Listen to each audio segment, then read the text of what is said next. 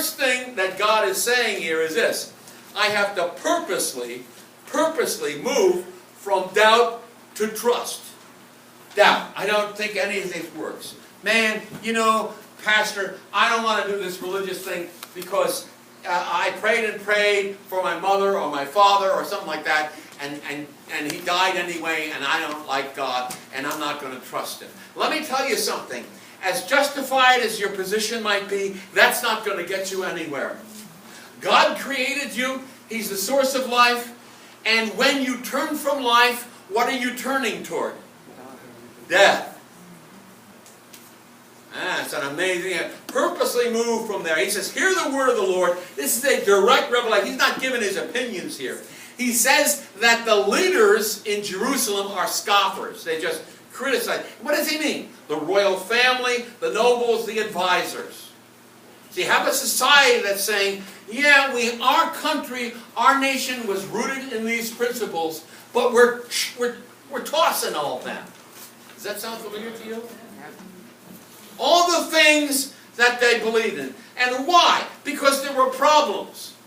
Well, let me tell you something. God will give you the power to solve your problems. But if you destroy all the standards, you have no basis for life. Last week we talked about foundations and footings. There is no foundation. There is no rock on which to build your house. Okay? That's what he's looking at. They even scorn the basis of the Hebrew faith. Oh, sure, they go to temple, they have priests, but they're not making their business and political decisions based on that. No, listen. So you have what they call, you know what it's called? Compartmentalization. You ever heard that word? Yeah. Over here is my belief in God, when I believe. And over here is how I live. And they're completely two different things. But that's okay. I can be living in a horrible sin. I'm still going to go to church.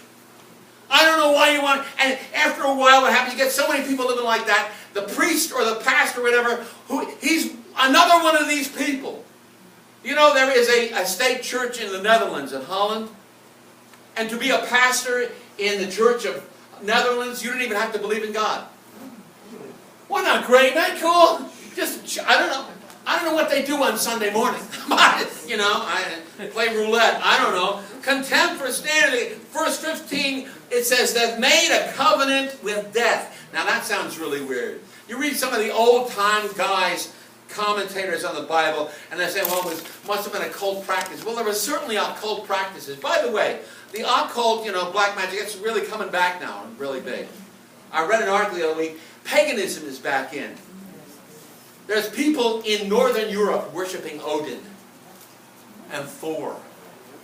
I'm not joking. I'm not joking you. These aren't just dingbats who smoke too much wacky weed.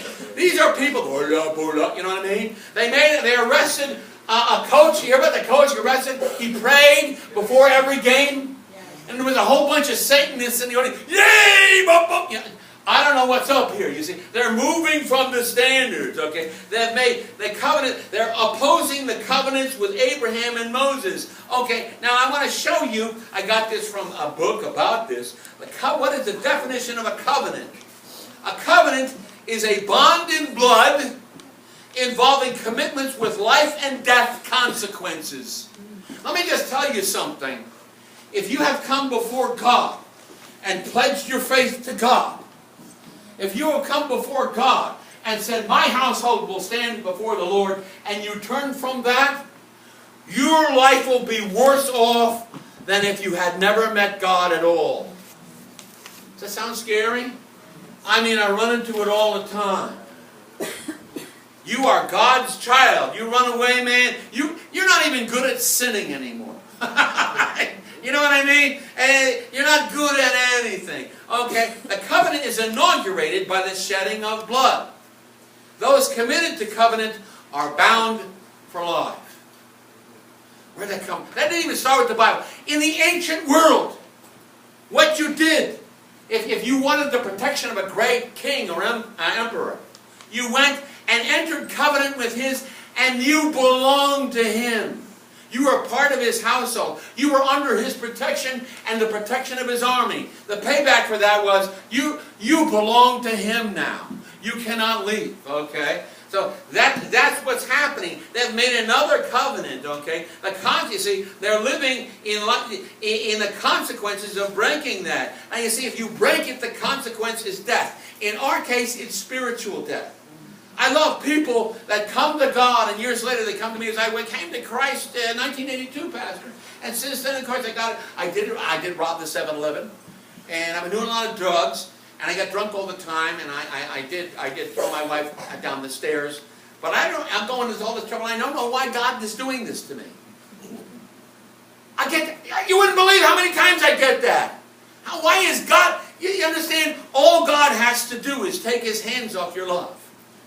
And you will just go back to all that disaster. That's what we're saying here. Isaiah 3:8. For Jerusalem has stumbled, Judah has fallen, because their speech and their actions are against the Lord, to rebel against His glorious presence. They display their sins like Sodom. That's what we just read there, okay? They display it like Sodom. They're out in the open here, okay? It's one thing to have sinful feelings and compulsions in your life. All people stumble. All people have spiritual problems. When you begin to say that your darkness is light, you are now in a covenant with death. There really are standards. Man, what are you saying? Okay, what are the attributes? And I went through all the chapters up to this in Isaiah. The attributes of their covenant with death. You got to see this. This is cool, man. Covenant with death. The first thing is, when I'm in a covenant with death, I attribute my provision and my blessings to my efforts and work. See what I got here? That was me. I did this. Not God. I earned this. Okay? I begin to... Does that sound familiar? Okay. Now, you see, I assume our instincts, hallelujah, our instincts and desires are righteous and correct. You don't understand. I did that because I have this feeling that I needed to. I've said this many times before. The guy, he had a girlfriend on the side with his wife. His wife was complaining that he was never home, so he brought the girlfriend home to live with them. And he didn't, that's the first time his wife met her, and he didn't know why his wife was throwing things at him. You understand? Begin with, he's loony, and number two, what kind of standard is that? Well, I had to do it. I felt I did. Let me tell you something. If I did everything I felt like doing, I'd be in prison right now. Okay? I mean, hallelujah. A lot of people I work for would be dead. Okay, another thing. What do we got here? This gets even better. Assume that we are secure in the company and behavior of the godless.